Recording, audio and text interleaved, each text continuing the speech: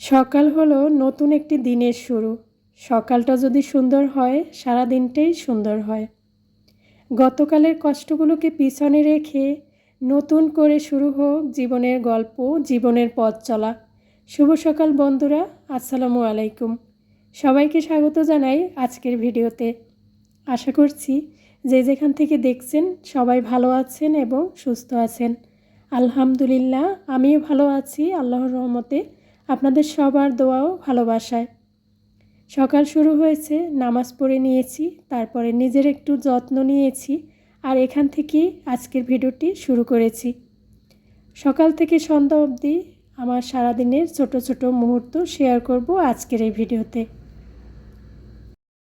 সকালে ঘুম থেকে উঠে নিজের একটু যত্ন নেওয়ার চেষ্টা করি। বয়স হয়েছে, এখন তো একটু যত্ন নিতেই হবে। আগে যতটা আলসেমিতে দিন কাটিয়েছি, এখন সেইভাবে আলসেমি করলে চলবে না। তাই তো চেষ্টা করি প্রতিদিন একটু একটু যত্ন নিতে। এই নিজের স্কিনের যত্ন বলতে আমি একটুখানি গোলাপ জল সাথে গ্লিসারিন মিশিয়ে মুখটাকে একটু ভালো করে ম্যাসাজ করে নিই। তারপরে যে নিভিয়া সফট ক্রিম, এটা একটু ইউজ করি। তারপরে হচ্ছে সানস্ক্রিনটা তো ইউজ করা উচিত। তো এটুকুই আর কি। শীত কিংবা গরম সব সময় এই ক্রিমটা ইউজ করা হয়ে থাকে। আমার কাছে এই ক্রিমটা বেশ ভালো লাগে। আর সেই সাথে এই তো টুকিটাকি একটু হালকা পাতলা জিনিসপত্র দিয়ে আর কি নিজের যত্ন নেওয়া। আর মাঝে মাঝে তো ঘরে তৈরি করা রেমেডি দিয়ে আমি স্কিন কেয়ার করে থাকি, সেটা তো শেয়ার করেই থাকি। তো এই যে এই গরমের জন্য এই পাউডারটা এবার কেনা হয়েছিল। এখন তো একদম গরম পড়ে গেছে বেশ ভালোই। আর এই গরমে একটু বেশি বেশি পানি খেতে হবে। শীত কিংবা গরম সবসময়ের জন্যই পানি একটু বেশি বেশি খাওয়া দরকার আমাদের সবারই। আর একটা যেটা করি, খালি পেটে একটু কাঁচা হলুদ বাটা খেয়ে থাকি। এটা বেশ কয়েকদিন ধরেই আমি খাচ্ছি। তো এখানে কিছু পরিমাণ কাঁচা হলুদ বেটে নিয়েছি, তারপরে কুসুম গরম পানির মধ্যে আর কি গুলিয়ে এটা খেয়ে নেই। তো দেখা যায় কি একদম চিবিয়ে খাওয়া সম্ভব হয় না কাঁচা হলুদটা। খেতে খুব একটা ভালো লাগে না, বাজে লাগে। তো এইভাবে করে যদি একটু বেটে নিয়ে গুলিয়ে খাই পানির সাথে, তাহলে খাওয়া যায়। তো যাই হোক, তারপরে একটু হাঁটাহাঁটি করা, সকাল বিকাল 15 থেকে 20 মিনিট একটু হাঁটাহাঁটি করার চেষ্টা করি। কখনো ঘরের মধ্যে বা কখনো একটু বাইরে ছাদে গিয়ে। তো তারপরে ঘরের টুকটাক কাজকর্ম তো করতেই হবে। যত কিছুই করি না কেন, সংসারের দায়িত্ব, সংসারের কাজকর্ম এগুলো তো করে যেতেই হবে। ঘরের টুকিটাকি জিনিসপত্র একটু গুছিয়ে রাখা, ঘর গুছিয়ে রাখা, বিছানাপত্র গুছিয়ে রাখা, পরিষ্কার পরিচ্ছন্ন রাখা, এগুলো তো অভ্যাসে পরিণত হয়ে গেছে। এলোমেলো থাকলে ভালো লাগে না, মন মেজাজ খারাপ হয়ে যায়। আর দেখা যায় কি, মন ভালো না থাকলে কিন্তু শরীরও খারাপ হতে থাকে।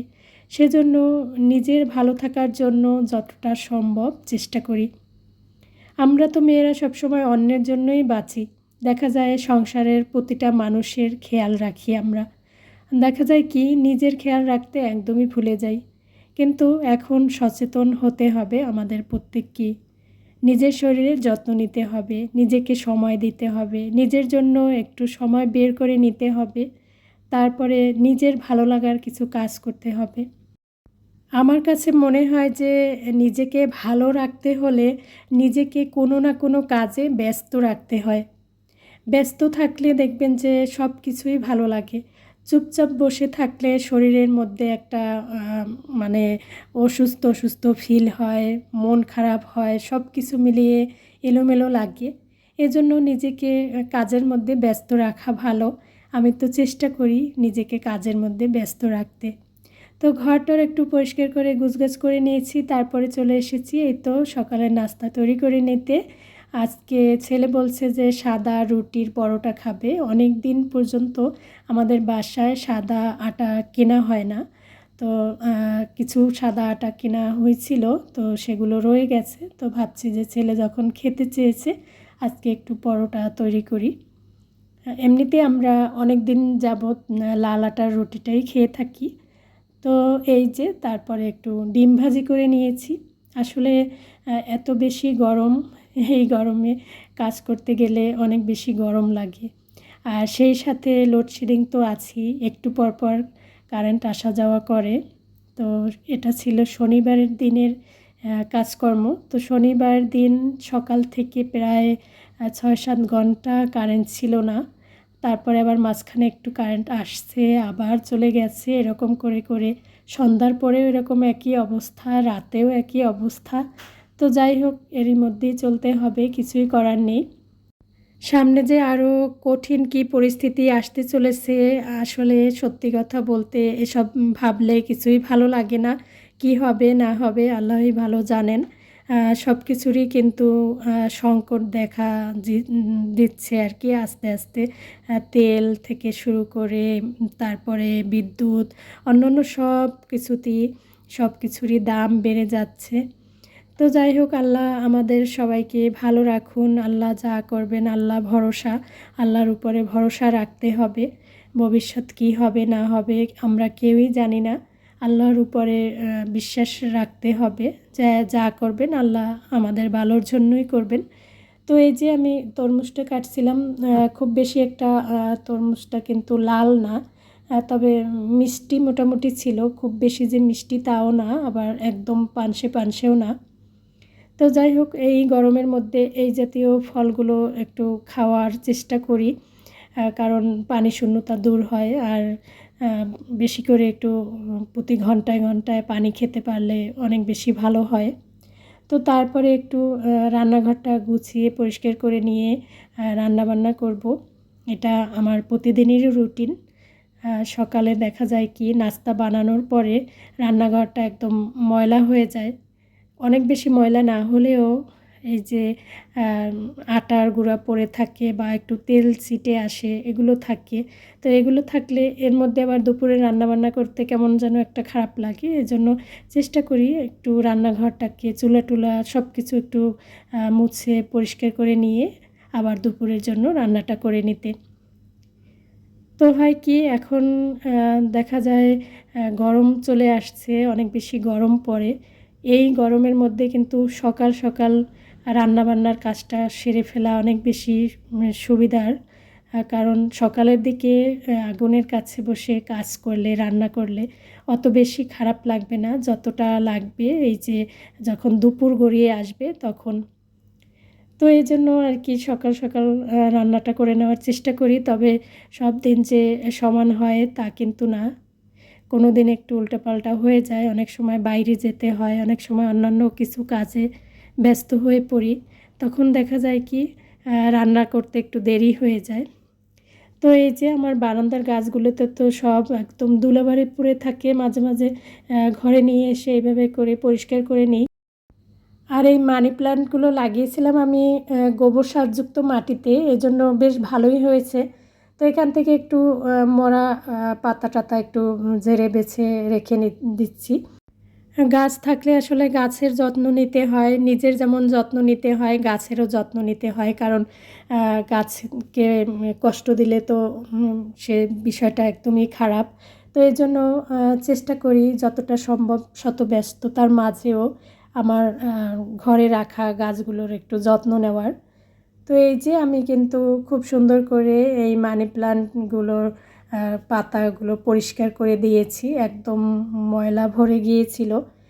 পাশেই তো বিল্ডিংয়ের কাজ চলে, তো এই জন্য দেখা যায় কি আমার বারান্দার গাছগুলো একদম নষ্ট হয়ে যায়, অনেকগুলো গাছ তো মরেও গেছে। তো এর আগের ভিডিওতে আমি পুদিনা গাছ বিষয়ে জানতে চেয়েছিলাম।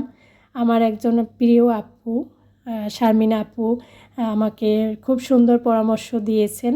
আপুকে অসংখ্য ধন্যবাদ, অনেক অনেক ভালোবাসা আপুর জন্য। তো এই যে তারপরে দুপুরের জন্য যা রান্না করব সেগুলো রেডি করে নিয়েছি। এটা হলো কই মাছ। তো কই মাছ রান্না করব, আর সাথে একটু কাঁচা কলা রান্না করব। অনেক দিন ধরে কাঁচা কলা সবজিটা খাওয়া হয় না। তো আমাদের এখানে সামনে সবজির দোকান আছে, তো সেখান থেকে নিয়ে আসছি কাঁচা কলা। আর এই মাছগুলো ফ্রিজ থেকে নামিয়ে ভালো করে পরিষ্কার টরিষ্কার করে রান্না বসিয়ে দিয়েছি। এই তো আসলে এই গরমের মধ্যে বেশি পদে পদে রান্না করতেও কষ্ট হয়, আর দেখা যায় কি খাওয়াও হয় না। এজন্য 2 পদের রান্নাই করে থাকি। আর সাথে যদি যেদিন ডাল রান্না করি হয়তো এক মানে 3 পদের হয়ে যায়। তো আজকে ডাল-টাল রান্না করব না। তো এই কই মাছগুলোকে একটু তেলে ভেজে নিয়েছি। আসলে চাষের কই মাছ বলে কথা, এগুলো ভালো করে একটু ভেজে না নিলে কিন্তু খেতে ভালো লাগে না। দেশি কই মাছ আম্মাকে দেখেছি যে না ভেজে রান্না করে, তো সেগুলো অন্যরকম টেস্ট হয়। তো সবসময় তো আর দেশি কই মাছ পাওয়া যায় না। তো এই জন্য এই তো চাষের মাছগুলো এইভাবে করে একটু ভেজে টেজে রান্না করতে হয়। তো পেঁয়াজ কুচি দিয়েছি, পেঁয়াজ বাটা, সাথে একটু আদা রসুন বাটা, তারপরে জিরা, ধনিয়ার গুঁড়া, মরিচ, হলুদ, স্বাদমতো লবণ, এই সব মশলা দিয়ে ভালো করে একটু মিক্স করে নিয়ে একটু সময় কষিয়ে নিয়ে এর মধ্যে আমি একটু টমেটো দিব। আমি মাছ মাংস রান্না করলে 2-1টা টমেটো দেওয়ার চেষ্টা করি, এতে করে মাছ মাংসের স্বাদ অনেকটাই বেড়ে যায়। তো এই যে মশলা টশলা কষিয়ে আর কি কই মাছগুলোকে রান্না করে নিব। তো বন্ধুরা, এতক্ষণ ধৈর্য ধরে যারা আমার ভিডিওর সাথে আছেন তাদেরকে জানাই অসংখ্য ধন্যবাদ। মন থেকে অনেক অনেক দোয়া, অনেক অনেক ভালোবাসা। যদি ভিডিও একটু ভালো লেগে যায় তাহলে একটি লাইক দিয়ে দিতে পারেন। আর নতুন বন্ধু যারা আজকে আমার ভিডিও প্রথম দেখছেন, যদি একটু ভালো লেগে যায় তাহলে চ্যানেলটিকে সাবস্ক্রাইব করে রাখতে পারেন। আর যারা অলরেডি এই কাজটি করে ফেলেছেন, সবসময় আমাকে সাপোর্ট করছেন, তাদের প্রতি আমি অনেক বেশি কৃতজ্ঞ। তাদের জন্য অনেক অনেক দোয়া, অনেক অনেক ভালোবাসা। তো আমার কথা ও কাজের মধ্যে অনেক ভুল ত্রুটি হতেই পারে, আশা করছি সবাই ক্ষমা সুন্দর দৃষ্টিতে দেখবেন। তো এই যে এক চুলাতে মাছ রান্না করছি আর অন্য চুলাতে হচ্ছে কাঁচা কলা সবজি। তো কাঁচা কলার মধ্যেও একটু আমি এই কই মাছের মাথা দিয়ে আর কি রান্না করছি, কারণ অন্য মাছ আর নামানো হয়নি ফ্রিজ থেকে, তাই ভাবছি যে এই মাছ দিয়েই 2 পদের রান্নাটা সেরে ফেলি। এক ডিলে 2 পাখি মারা আর কি। তো যাই হোক, এই তো যদিও কাঁচা কলা চিংড়ি মাছ কিংবা ইলিশ মাছ দিয়ে রান্না করলে বেশি ভালো হয়, তবে এই রান্নাটাও খেতে ভালোই হয়েছিল। তো তারপরে সন্ধ্যার দিকে একটু চিকেন ফ্রাই করেছিলাম। আসলে কারেন্ট আসা যাওয়া করছে অন্ধকারের মধ্যে, তো সেইভাবে শেয়ার করাও সম্ভব হয় না। তো এই ছিল আমার আজকের ভিডিও। এতক্ষণ আমার সাথে থাকার জন্য সবাইকে জানাই অসংখ্য ধন্যবাদ। সবাই ভালো থাকবেন, সবার জন্য অনেক অনেক দোয়া রইল, আমাদের জন্যও দোয়া করবেন। আজকে তাহলে এখানেই বিদায় নিচ্ছি। আল্লাহ হাফেজ, আসসালামু আলাইকুম।